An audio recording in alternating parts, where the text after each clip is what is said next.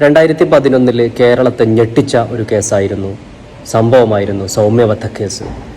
അതിൻ്റെ പിന്നിൽ പ്രവർത്തിച്ച ക്രൂരനായ ഒറ്റക്കയ്യനെയും നമ്മൾ കണ്ടെത്തി. ഗോവിന്ദച്ചാമി എന്നുള്ള ചാർലി തോമസ്, തമിഴ്നാട്ടുകാരനായ ഇദ്ദേഹം അവിടെ തന്നെ നിരവധി കേസുകളിൽ പ്രതിയാണ്.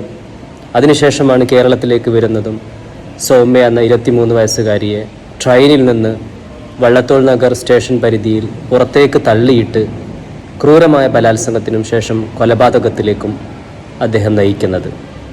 ആ കേസിലെ പ്രതി വിചാരണ കോടതിയും പിന്നീട് ഹൈക്കോടതിയും അദ്ദേഹത്തിന് വധശിക്ഷ നൽകുകയുണ്ടായി.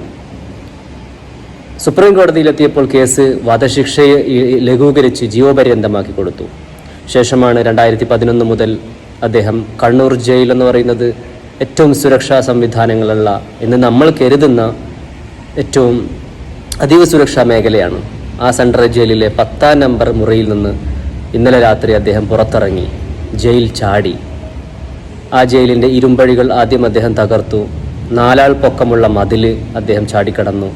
ശേഷം ഇലക്ട്രിക് ലൈനിൽ പിടിച്ചു തൂങ്ങി തൻ്റെ വസ്ത്രം ഒരുമിച്ച് കൂട്ടി കെട്ടി ആ വടമാക്കി അതിലൂടെ ഊർന്നിറങ്ങി എന്നൊക്കെയാണ് പറയുന്നത്. ഏതായിരുന്നാലും അദ്ദേഹം ഇപ്പോൾ വീണ്ടും പോലീസ് പിടിയിലായിരിക്കുന്നു. പക്ഷേ ഇവിടെ ഉയരുന്ന മറ്റൊരു ചോദ്യമുണ്ട്. ആരാണ് പുറത്തു നിന്നോ ഉള്ളിൽ നിന്നോ അദ്ദേഹത്തെ സഹായിച്ചിട്ടുണ്ടോ?